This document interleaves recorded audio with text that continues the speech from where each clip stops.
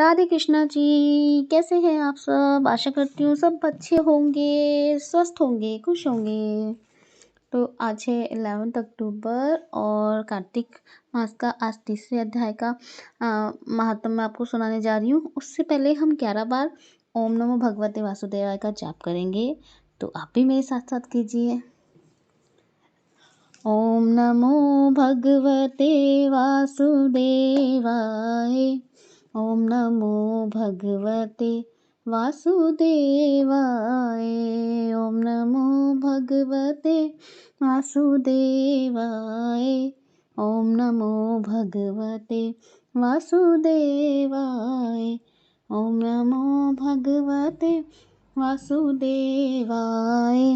ओम नमो भगवते वासुदेवाय। ओम नमो भगवते वासुदेवाय। ओम नमो भगवते वासुदेवाय। ओम नमो भगवते वासुदेवाय। ओम नमो भगवते वासुदेवाय। ओम नमो भगवते वासुदेवाय। अब मैं आपको तीसरा अध्याय सुनाती हूँ आज महात्म। राधे कृष्णा जी। सत्यभामा बोली, भगवान आप काल स्वरूप हैं और काल के संपूर्ण भाग समान हैं, तब फिर कार्तिक मास ही क्यों श्रेष्ठ है? हे देव, सब तिथियों में एकादशी और सब महीनों में कार्तिक का महीना ही आपको प्रिय है। श्री कृष्ण बोले, हे कांते, तुमने अच्छा प्रश्न किया। एकाग्र चित्र होकर वैन के पुत्र पृथु और महर्षि नारद का संवाद सुनो। जिससे पहले पृथु ने नारद से पूछा, जब नारद जी ने कार्तिक मास की श्रेष्ठता कही। नारद जी बोले, पहले सागर का पुत्र शंख नामक राक्षस त्रिलोकी के मतने में समर्थ हुआ। उसने संपूर्ण देवताओं को जीतकर स्वर्ग से निकाल दिया तथा इंद्र आदि संपूर्ण लोकपालों के अधिकार अपने हाथ में कर लिए। सब देवता उसके भय के मारे अपने अपने स्त्री पुत्र आदि लेकर बहुत वर्ष पर्यंत सुमेरु पर्वत की गुफाओं में वास करते रहे। जब देवता गुफाओं में रह रहे थे, तब शंखासुर ने विचार किया कि मैंने देवताओं को जीत तो लिया, तो भी वे बलवान प्रतीत होते हैं। हाँ, अब जान पड़ा कि वे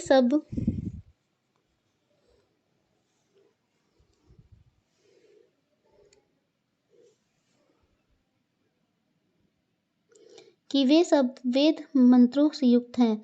उनके वेद मंत्रों का हरण करने से ये सब बलहीन हो जाएंगे। ऐसा विचार कर वह असुर विष्णु भगवान को नींद से प्रातः ग्रस्त देखकर स्वयंभू ब्रह्मा जी के लोक में जाकर वहां से वेदों को निकाल कर चलने को तत्पर हुआ। वैसे ही ब्रह्मा जी उसके भय के मारे यज्ञ के मंत्रों बीजों समेत जल में प्रवेश कर गए।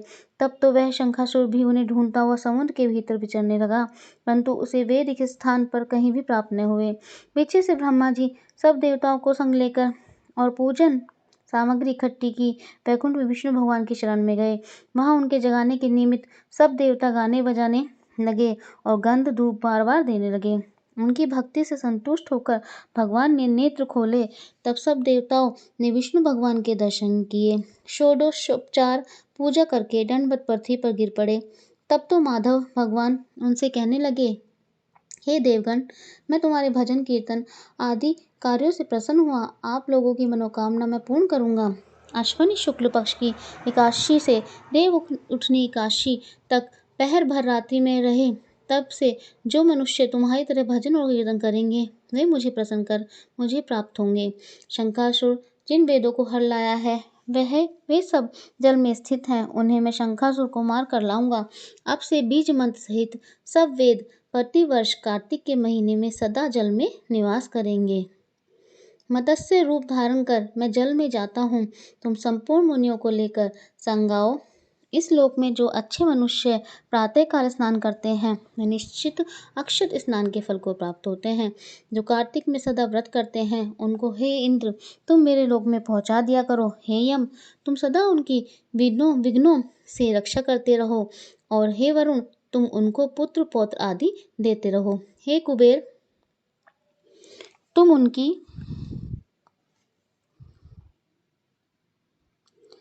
धन वृद्धि करो जिससे यह मेरा रूप धारण कर साक्षात जीवन मुक्त हो जाए। और हे अन्य देवताओं जो जन्म से मरण तक उन बातों को धारण करते हैं वे तुम्हारे द्वारा भी पूज्य हैं। जैसे तुमने मुझे काशी को जगाया है इसलिए तिथि सदा मानने योग्य होगी। इति कार्तिक महात्म्य तृतीय अध्याय संपूर्ण।